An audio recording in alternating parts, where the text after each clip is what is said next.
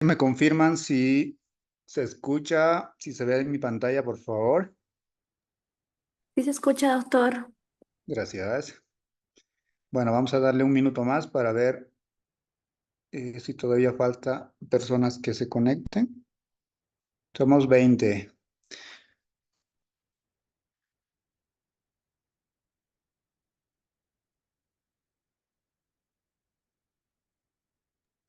Buenas tardes, doctor. Una consulta. Estamos varios compañeros en la universidad. ¿Podemos enviar el nombre de nuestros compañeros por el chat? Porque estamos en una cuenta. No sé, eso tienen que hablar con el coordinador, ¿eh? Muy bien, vamos a empezar la clase. Bueno, el tema que vamos a tocar hoy es un tema bastante interesante, bastante frecuente. Si hablamos del tema de la parte de electrocardiograma, si hablamos de la parte de electrocardiograma, estos Doctor, pacientes,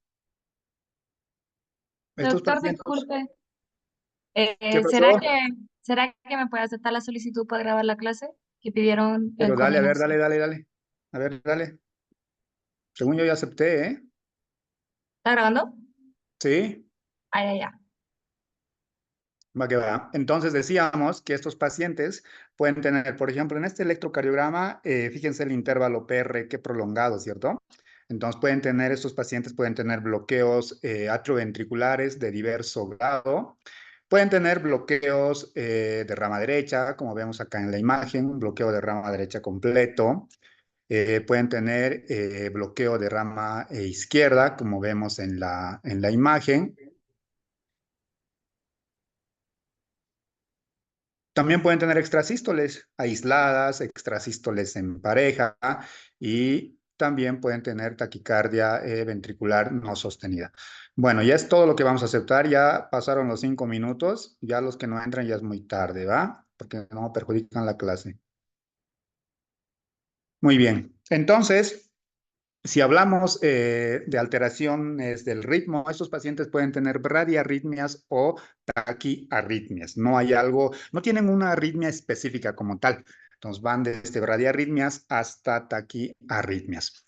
Si hablamos de la parte de una radiografía de tórax, son pacientes que en la etapa crónica lo que van a tener es una cardiomegalia global, es decir, crecimiento tanto del perfil derecho como del perfil izquierdo.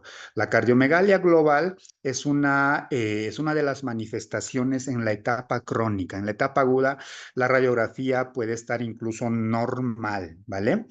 A estos pacientes en la etapa crónica con esta cardiomegalia global, si le hacemos un ecocardiograma, fíjense lo característico de estos pacientes en la etapa crónica, vuelvo a repetir.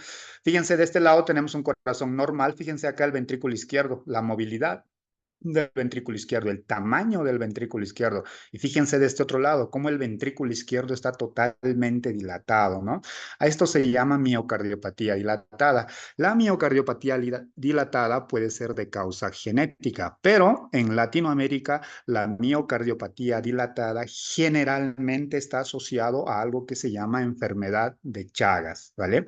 Lo que vamos a ver hoy es justamente esto, la enfermedad de Chagas. La enfermedad de Chagas ha sido descrita por primera vez por Carlos Chagas, allá por los años 1909, ¿no? La enfermedad de Chagas se considera una antropozoonosis causado por un protozoario flagelado que justamente es el Trypanosoma cruzi. La enfermedad de Chagas es una enfermedad muy característica sobre todo del continente americano, ¿no? Entonces, ¿cómo podríamos definirlo a la enfermedad de Chagas? Como una zoonosis parasitaria producida por el Trypanosoma cruzi, que es un protozoario monoflagelado hemotisular, ¿vale?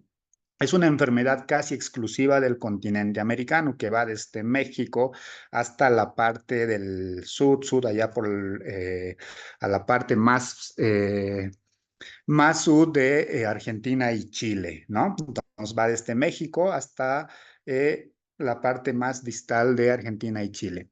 ¿Por qué tenemos que hablar de la enfermedad de Chagas? Porque existen más o menos entre 16 a 18 millones de personas infectadas en Latinoamérica. Imagínense.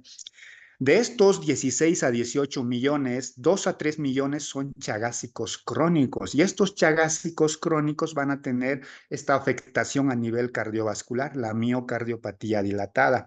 La enfermedad de Chagas es la cuarta causa de morbilidad entre las enfermedades infecciosas de América Latina y es la tercera causa de morbilidad entre las 8 principales enfermedades infecciosas tropicales. Fíjense acá.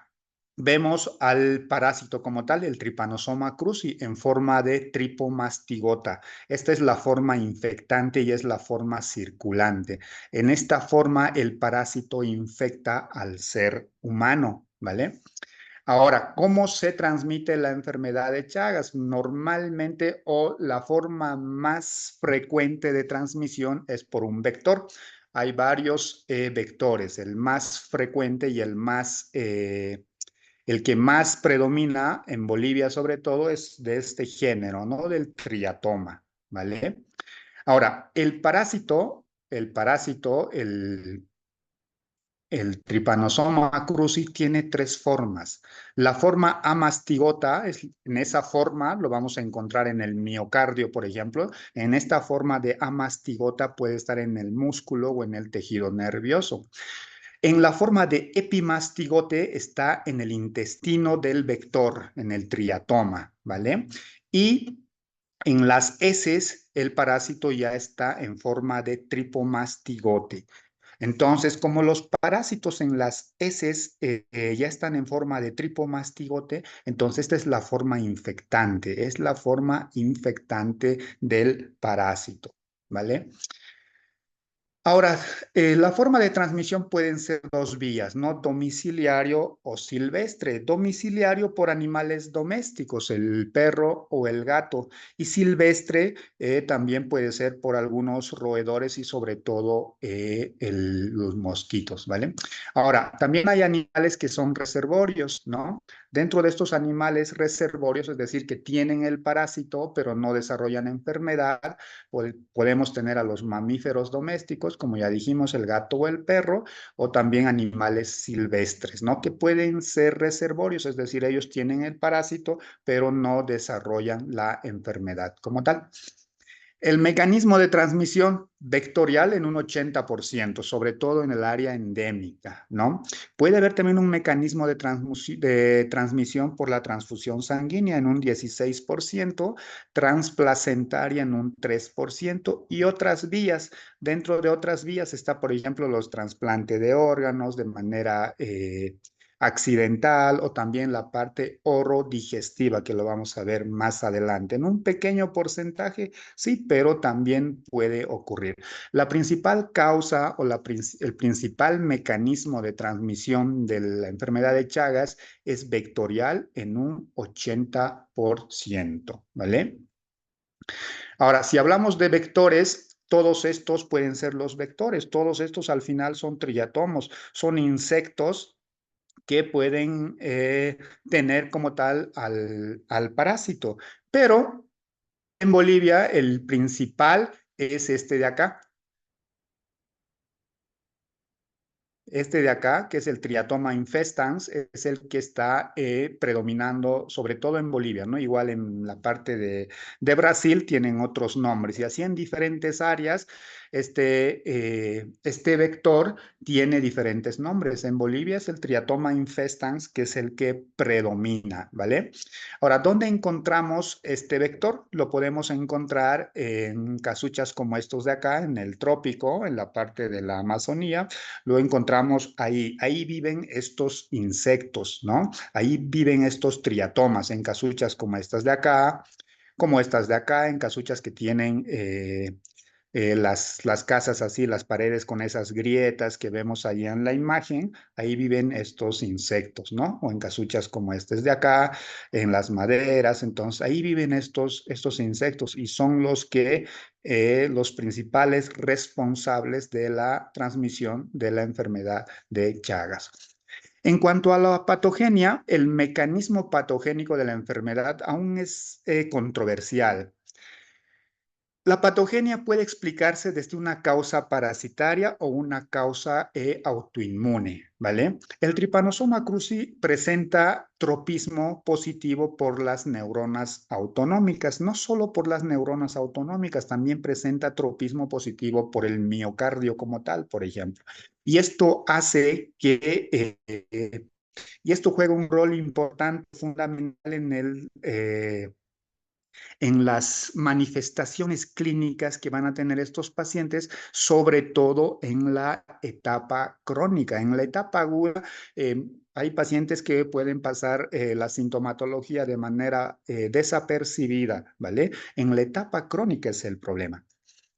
Las lesiones del tubo digestivo, por ejemplo, están relacionadas con diverso grado de destrucción de los plexos mientéricos. Por eso decíamos, estos parásitos tienen tropismo por el sistema nervioso autonómico, ¿no? Entonces, lo que hacen es destruir los plexos mientéricos, ¿no? La miocarditis chagásica crónica, por ejemplo, es consecuencia de una miocarditis fibrosa progresiva,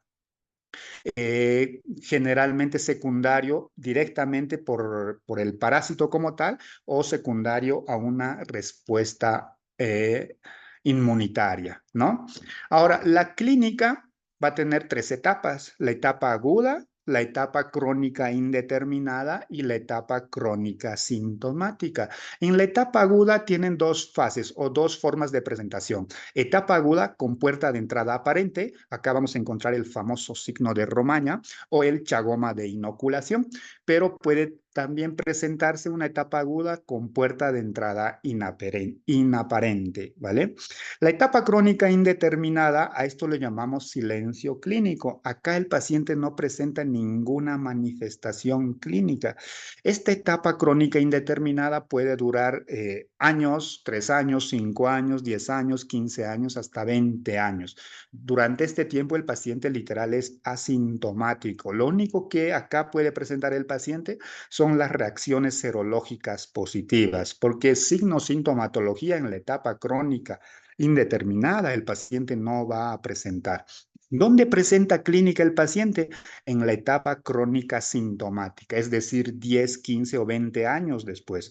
Acá la presentación tiene varias maneras de presentarse: las formas cardíacas con la miocardiopatía dilatada o las formas digestivas con el megaesófago o el megacolon, ¿vale? Entonces, estas son las tres formas de presentación, o la clínica se presenta en estas tres etapas: etapa aguda, etapa crónica indeterminada y la etapa crónica sintomática. La gran mayoría de la población está en esta etapa, en la etapa crónica indeterminada.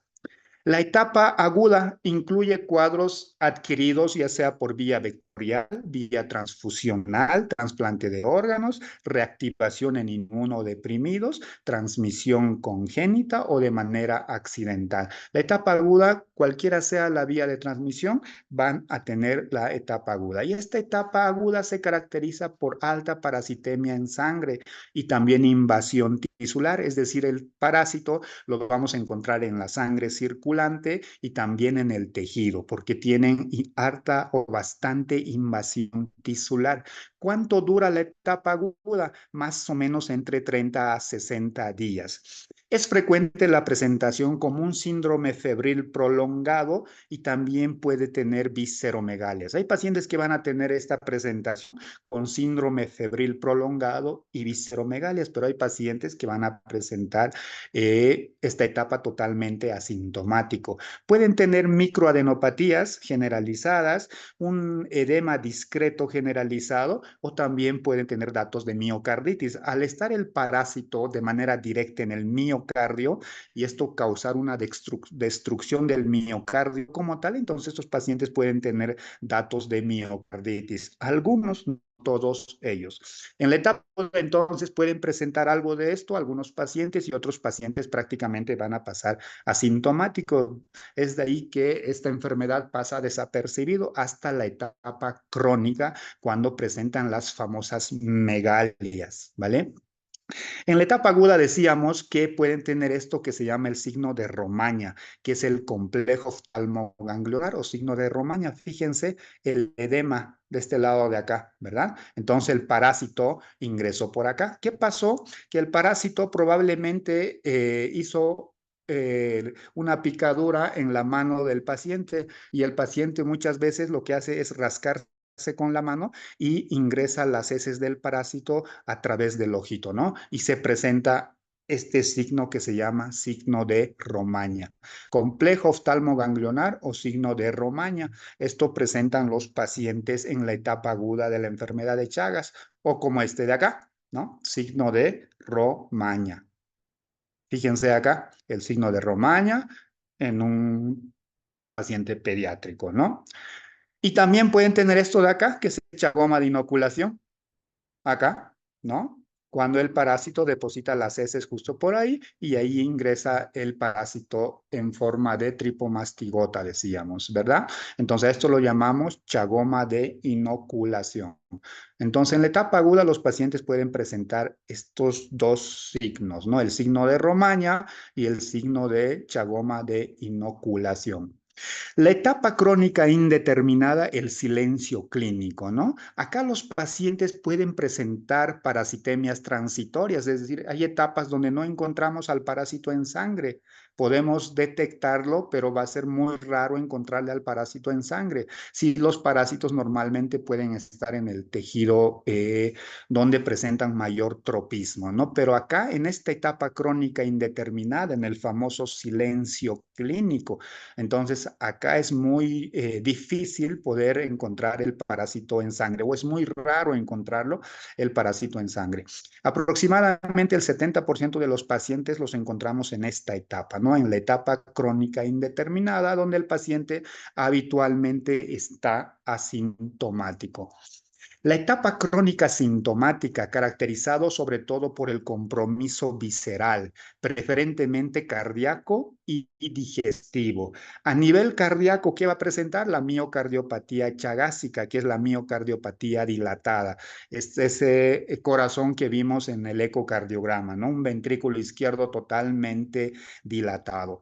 La miocardiopatía dilatada en Sudamérica generalmente sinónimo de enfermedad de Chagas, ¿no? En otros países, en Europa, por ejemplo, la miocardiopatía dilatada habitualmente es de causa genética, así como existen miocardiopatías hipertróficas, donde el miocardio cada vez se va haciendo más hipertrófico de causa genética. También existe miocardiopatía dilatada de causa genética, donde uno tiene que tener predisposición genética o alteración en algún gen para presentar miocardiopatía dilatada. Pero en Latinoamérica, miocardiopatía dilatada normalmente es sinónimo de enfermedad de Chagas. ¿Qué presentan los pacientes en la etapa crónica sintomática? Miocardiopatía dilatada y el megacolon y el megaesófago. De hecho, el megacolon chagásico es la causa más frecuente de megacolon adquirido en Latinoamérica. Ahora, ¿cómo causa este parásito las lesiones que estamos mencionando? El Trypanosoma cruzi puede causar daño directo al miocardio como tal, daño directo al tejido nervioso del sistema nervioso autónomo sobre todo, puede causar anomalías vasculares, puede causar una respuesta inmunitaria inflamatoria que secundariamente puede causar daño directo o también puede producir una autoinmunidad. Estos son los mecanismos por los cuales el parásito puede causar fibrosis a nivel miocardio, a nivel del miocardio, isquemia, y esto condicionará arritmias y trombosis. Y el resumen de todo esto es una miocardiopatía dilatada que nos va a llevar a insuficiencia cardíaca. Entonces, el parásito es el principal causante del daño miocárdico durante la etapa aguda, ¿vale? Y el que inicia con un complejo red fisiopatológico que desencadena los otros mecanismos mencionados ahí adelante. Por ejemplo, ¿cómo produce daño directo a los cardiomiocitos? El parásito puede infectar en el corazón tanto al miocardiocito como tal, a las células endoteliales, a las neuronas, a los fibroblastos, pero tiene más tropismo por el tejido muscular cardíaco. Es la razón de por qué pueden producir daño directo al miocardio, ¿no? El parásito como tal se deposita en el miocardiocito como tal y esto puede causar una rotura mecánica del miocardiocito y esto traer liberación de residuos del parásito que al final son los que atraen células inflamatorias y esto producir una inflamación como tal, ¿no? En el tejido nervioso lo mismo. El daño del tejido nervioso es dado de manera directa por el parásito, ¿no? También secundario a una inflamación y por las reacciones autoinmunitarias antineuronales, ¿no? En la etapa aguda, por ejemplo, la enfermedad de Chagas puede aparecer bradiarritmias o taquiarritmias, taquicardias sinusales, dependiendo si el paciente tiene datos de miocarditis o no. Puede tener bloqueos atrioventriculares de primer grado, QRS de bajo voltaje o cambios primarios en la onda T, bloqueo de rama derecha, bloqueo de rama izquierda. De hecho, el bloqueo de rama derecha es una de las principales formas de presentación electrocardiográfica de la enfermedad de Chagas, pero el bloqueo de rama derecha no solo se presenta en el Chagas, por eso decíamos en un principio que la enfermedad de Chagas no tiene una arritmia específica como tal, ¿no? Puede ser desde bloqueo, taquicardias, extrasístoles, etcétera, etcétera. Taquicardia ventricular no sostenidas, bloqueos atrioventriculares de grado variable, bradicardia sinusal, taquiarritmias supraventriculares, etcétera, etcétera. No hay un patrón, no hay una arritmia específica de la enfermedad de Chagas. En la etapa crónica sintomática, la miocardiopatía dilatada, vamos a encontrar un corazón así con un índice cardiotorácico mayor a 0.50 o mayor a 0.55 en el adulto, ¿no? Si sacamos en esta radiografía el índice cardiotorácico va a salir mayor a 0.60, ¿no? Cuando vemos un corazón así dilatado, puede ser derrame pericárdico o puede ser una miocardiopatía dilatada. Y si estamos acá en Latinoamérica, tiene que ser Chagas, ¿no? Entonces, recuerden siempre que el Chagas en la etapa crónica nos da los famosos megas, megaesófago, megacolon y la cardiomegalia que no es más que una miocardiopatía dilatada. Son las principales manifestaciones clínicas de la etapa crónica. Ojo, etapa crónica. En la etapa aguda puede pasar desapercibido, tener todo lo que ya hemos comentado. Crónica indeterminada, el silencio clínico, donde es difícil incluso aislar al parásito como tal, solo ahí pueden salir positivas las pruebas serológicas, ¿no? Y en esta etapa, en la etapa crónica como tal, crónica sintomática, entonces las famosas megas, megaesófago, megacolon y la miocardiopatía dilatada, que si estamos en Latinoamérica tiene que ser enfermedad de Chagas. ¿Cómo hacemos el diagnóstico? El diagnóstico lo vamos a hacer dependiendo en qué etapa estamos. En la etapa aguda, lo que realizamos son métodos directos. Para hacer diagnóstico de Chagas hay métodos directos y métodos indirectos. En la etapa aguda hacemos los métodos directos, es decir, buscamos al parásito en sangre con un examen microscópico directo de la sangre fresca, es decir, podemos realizar gota gruesa o microhematocrito. También se puede hacer el PCR para el Trypanosoma cruzi, aunque esto no está muy estandarizado, sobre todo acá en Bolivia. Pero en otros países hay el PCR para el Trypanosoma cruzi, ¿no? Entonces, en la etapa aguda utilizamos métodos directos de búsqueda del parásito en sangre. Gota gruesa, microhematocrito o PCR para el Trypanosoma cruzi. Por ejemplo, ¿cómo hacemos la gota gruesa? Es muy fácil. En un portaobjeto, 1 a 3 gotas, dejamos para desfibrinar 1 a 2 minutos, se hace con la tinción de Giemsa y luego se observa el parásito en el microscopio. ¿Y cómo observamos al parásito en el microscopio? Así como estos de acá, fíjense. Acá está el parásito, ¿no? Acá está el Trypanosoma cruzi, ¿no? Así es como vemos el parásito con la gota gruesa. El microhematocrito o el micrométodo es más o menos igual. Tomamos una muestra de sangre en un microtubo o en un microhematocrito. Esto es un capilar heparinizado. ¿Qué hacemos? Centrifugamos, ¿no? Centrifugamos. Si es el microtubo o si es el capilar, igual. ¿Qué hacemos? Centrifugamos. ¿Qué parte ya de la sangre centrifugada vamos a utilizar? El interfase, esta partecita de acá, fíjense. Abajo los glóbulos rojos precipitan, ¿cierto? Luego están los glóbulos blancos y luego está... Entonces, ¿qué parte vamos a tomar? Esta parte de el interfase entre los glóbulos rojos y el suero como tal, ¿no? Entonces, del capilar tomamos esta parte de acá. Tomamos una gota del interfase y eso colocamos en el portaobjetos y buscamos al parásito como tal. Entonces, ¿qué hacemos? Centrifugamos, ya sea el microtubo o el capilar heparinizado. Y después de haber centrifugado, tomamos el interfase, ¿no? Entre los glóbulos rojos y el suero como tal, y esa parte lo llevamos al microscopio. Observamos y buscamos el parásito, y así es como vamos a encontrar el parásito con la tinción de Giemsa, ¿vale? Eso en la etapa aguda. Entonces, en la etapa aguda utilizamos métodos directos. En la etapa crónica ya hacemos estudios indirectos, es decir, buscamos anticuerpos en sangre contra el Trypanosoma cruzi. Entonces, estos ya no son métodos directos, son métodos indirectos. Podemos utilizar HAI para Chagas, ELISA para Chagas. Entonces, cualquiera de esos nos sirve y aquí están los valores, ¿no? Las diluciones. Por ejemplo, la inmunofluorescencia indirecta se consideran títulos significativos cuando las diluciones son superiores a 1 en 32, el HAI cuando son superiores a 1 en 16, ¿vale? Y también se puede utilizar ELISA-E para Chagas. Estos son métodos indirectos. Acá no estamos encontrando al parásito, estamos buscando anticuerpos que se hayan producido contra el parásito como tal. Por eso son métodos indirectos. ¿Por qué hacemos todo esto? ¿Por qué?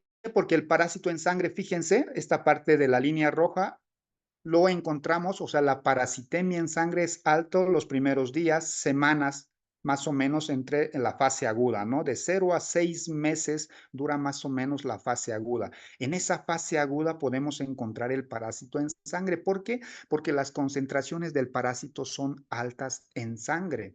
Después, fíjense, más a los 6 meses el parásito o la parasitemia en sangre baja prácticamente a cero, pero los anticuerpos IgG e IgM incrementan en sangre. Por eso en la etapa crónica ya buscamos métodos indirectos. Los métodos directos solo en la etapa aguda, hasta los 6 meses, o en la fase aguda hasta los 6 meses. Después de eso, difícilmente vamos a encontrar el parásito en sangre y lo que tenemos que hacer son anticuerpos en sangre, ¿vale? El tratamiento está indicado en la etapa aguda de la enfermedad de Chagas, en la infección congénita, en los niños seropositivos menores a 14 años, en los trasplantados seropositivos, transmisiones transfusionales accidentales y en las reactivaciones en inmunodeprimidos. En todos estos pacientes está indicado el tratamiento. ¿Cuál es el tratamiento? ¿Qué fármaco y a qué dosis? Podemos utilizar el Nifurtimox o el Benznidazol. Nifurtimox en adultos y Nifurtimox en niños. En adultos, de 8 a 10 miligramos por kilogramo día durante 60 días. En niños, 15 miligramos por kilogramo día durante 60 días. Ahora, si vamos a utilizar benznidazol en adultos, 5 miligramos, ¿no? Por kilogramo día durante 60 días. En cambio, en niños, el benznidazol va de 5 a 10 miligramos por kilogramo día durante 60 días. Cualquiera de los dos, no ambos. Podemos utilizar el Nifurtimox o el benznidazol para la enfermedad de Chagas. Un poquito de Chagas congénito. ¿Qué es el Chagas congénito? Es el paso del parásito, del Trypanosoma cruzi, de la madre al feto, pero durante el embarazo. Ojo, eso es Chagas congénito. Paso del parásito de la madre al feto, pero durante el embarazo, es decir, por vía transplacentaria o transmembranaria, no por vía, por ejemplo, la transmisión del parásito por la leche no se considera un Chagas congénito, ¿vale? Se hace el diagnóstico de Chagas congénito máximo hasta los 6 meses. Después de los 6 meses, difícilmente uno puede considerar como Chagas congénito. Ahora, el Chagas se puede contagiar por la leche materna, es decir, este parásito atraviesa la leche materna. Acá existe todavía una controversia, ¿no? De que si el Chagas puede ser contagiado por la leche materna. Hay estudios que indican que la leche materna sí puede, el parásito puede pasar a través de la leche materna, pero eso no está muy estudiado, ¿no?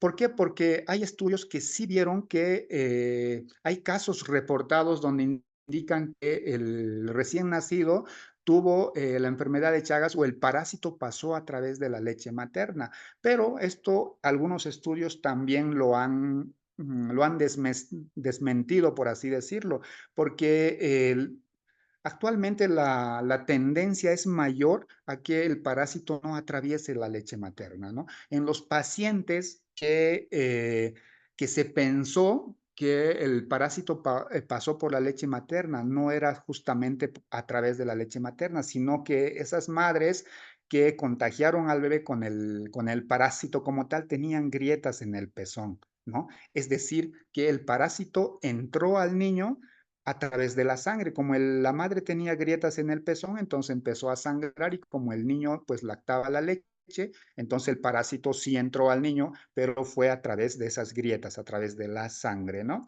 Entonces actualmente hay más corrientes de que la leche materna no es una forma de transmisión del parásito como tal, ¿vale? ¿Cómo hacemos la detección de la enfermedad de Chagas en un recién nacido? Con la gota gruesa o con el microhematocrito, ¿vale? Este es el algoritmo que debemos de seguir ante un paciente con enfermedades, ¿no? Hacemos el método directo para la enfermedad de Chagas. Si es negativo, pues no hacemos nada, ¿no? Ahora, ¿qué pasa si la madre es positivo? Con el micrométodo, entonces, ¿qué hacemos?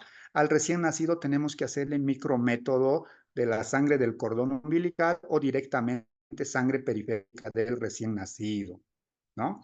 Ahora, si el micrométodo es positivo, un micrométodo positivo es un método directo para encontrar al parásito, es decir, ya estamos viendo el parásito en sangre, entonces ya se considera Chagas congénito y debemos de iniciar el tratamiento de manera directa.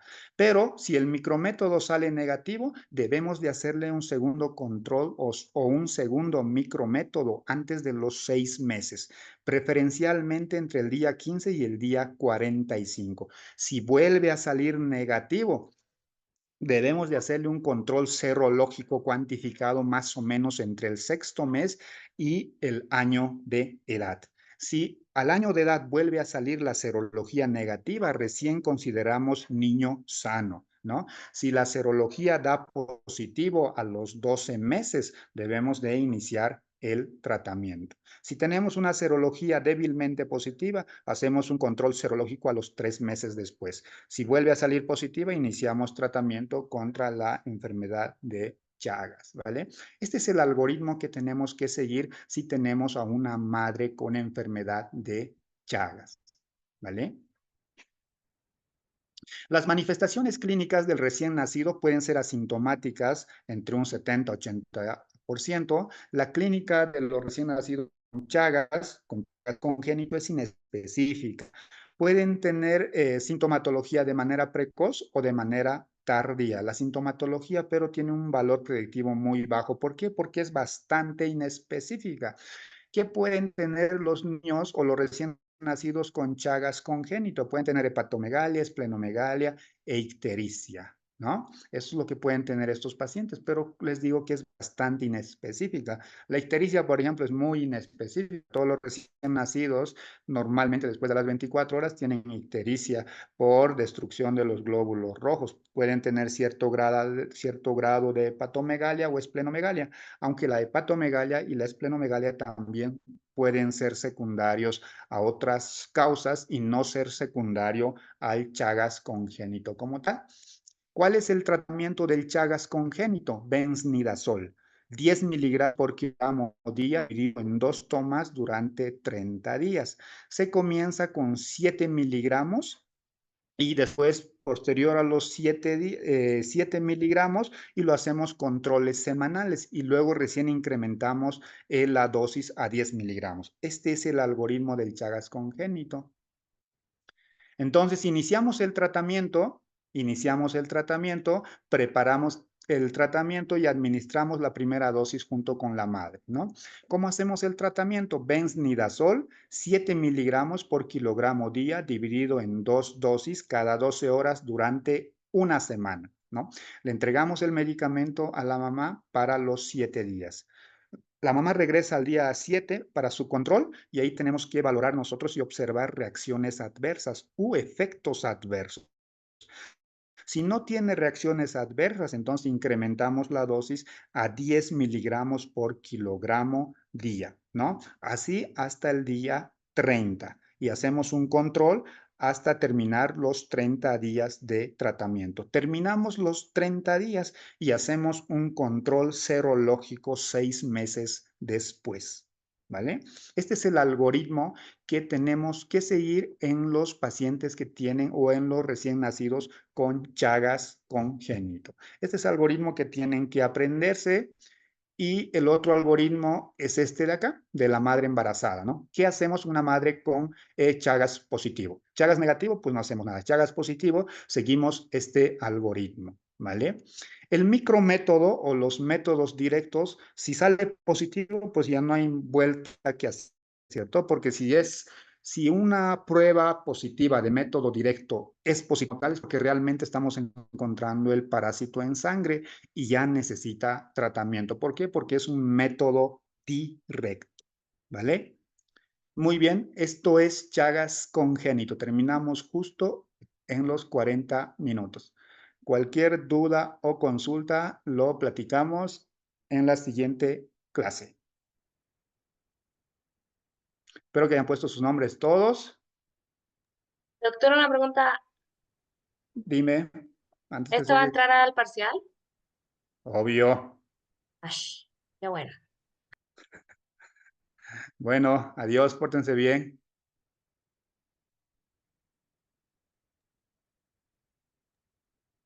Doctor, Dígame. hablé con el coordinador y me dijo que sí estaba bien poner el chat por el chat de la compañera de mi nombre. Excelente. Todo con el coordinador, por favor. Muy bien. Ya, gracias. Adiós.